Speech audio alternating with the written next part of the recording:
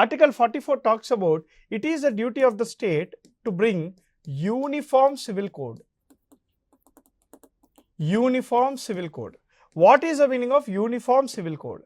మనకి civilian matters అంటే personal matters, సొసైటీలో పర్సనల్ మ్యాటర్స్ మీద ఒకే కోడ్ అంటే కామన్ లా, రైట్? కామన్ లా. సో ఇండియాలో ప్రతి మతాలకు మనకి డిఫరెంట్ సివిలియన్ చట్టాలు ఉన్నాయి. ఫర్ ఎగ్జాంపుల్ మ్యారేజ్ కానివ్వండి, డివోర్స్ కానివ్వండి, అడాప్షన్ కానివ్వండి, సక్సెషన్ వీలునామా కానివ్వండి. అంటే ఇండియాలో suppose if you belong to Hinduism, హిందువులకు హిందూ మ్యారేజ్ యాక్ట్ ఉంటుంది, ఇస్లాంలో షరియా లా ఉంటుంది, క్రిస్టియానిటీలో వాళ్ళ పద్ధతులు ఉంటాయి.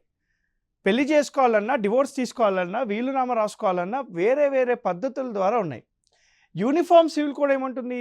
అన్ని మతాలకు ఒకే చట్టం ఉంటే బాగుంటుంది కదా అని చెప్తుంది అనమాట. ఇండియాలో ప్రస్తుతానికి యూనిఫామ్ సివిల్ కోడ్ లేదు.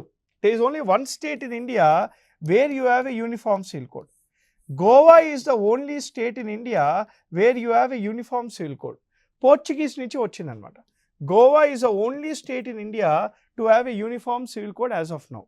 Uttarakhand can be followed. So next Uttarakhand uniform civil code దిశగా వెళ్తున్నట్టు మనకు తెలుస్తున్నాయి అనమాట.